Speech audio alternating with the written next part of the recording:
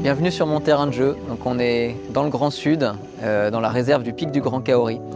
Donc ici on a une des dernières grandes forêts humides du Grand Sud de Nouvelle-Calédonie qui abrite une biodiversité encore très riche, notamment pour les geckos géants endémiques. Donc je vais essayer de vous faire découvrir ce soir. Je m'appelle Mathias Deuss et je suis en fait spécialiste des reptiles de Nouvelle-Calédonie. Donc j'ai passé une thèse sur ce sujet récemment.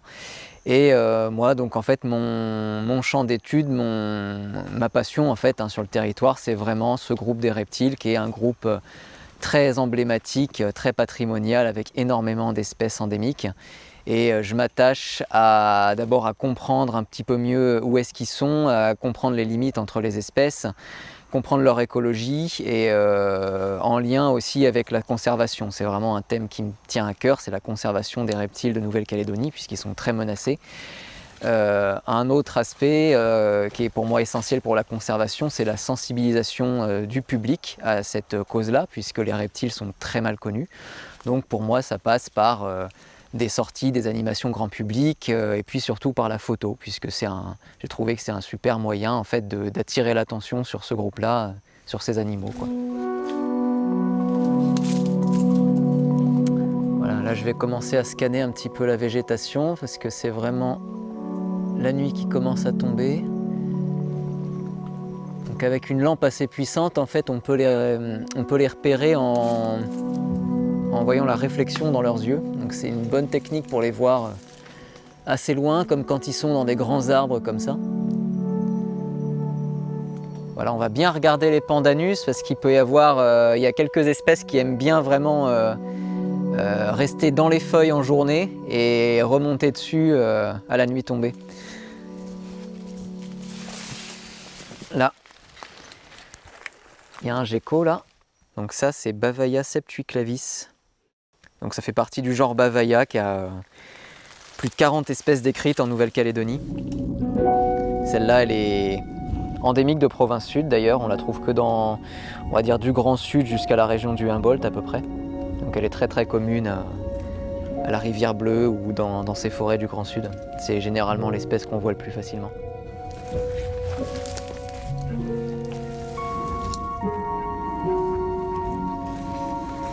Tombé sur un accouplement de phasmes, des insectes qui imitent des bâtons.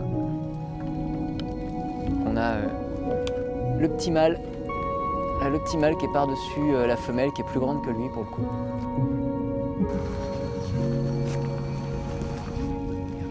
On a trouvé un gecko à cornes.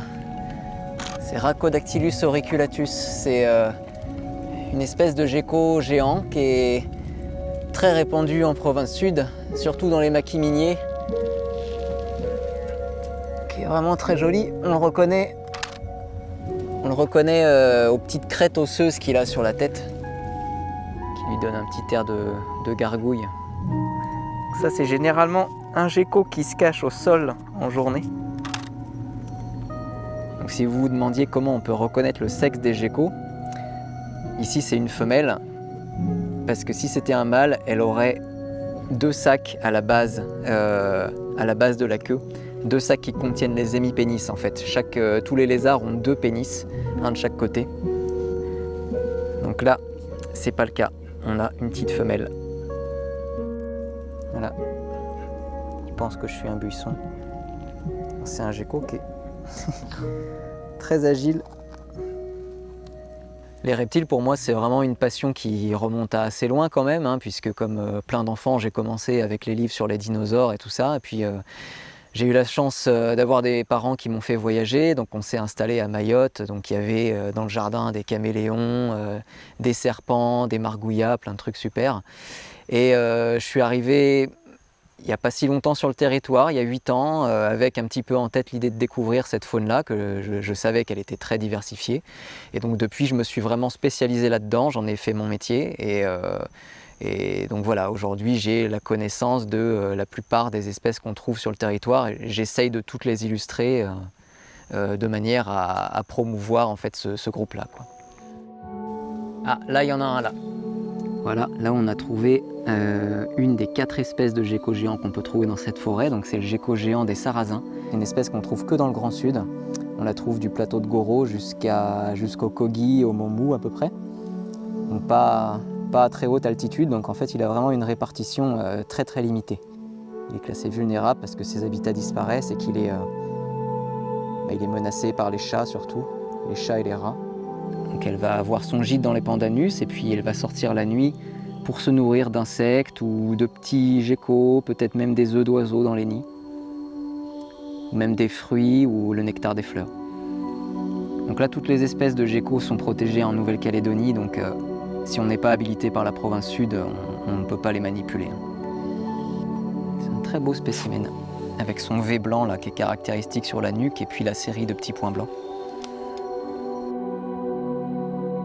Voilà, on a eu la chance d'observer plusieurs espèces de geckos, donc c'était vraiment bien. J'espère que ça vous aura convaincu qu'il n'y a pas que le margouillat des maisons parmi les reptiles en Nouvelle-Calédonie. C'est une faune qui est vraiment remarquable et j'espère que mon travail et puis que les photos que je fais aussi vont permettre de mieux faire connaître ces animaux qui me tiennent vraiment à cœur et de manière à ce qu'on ait plus envie de les protéger finalement.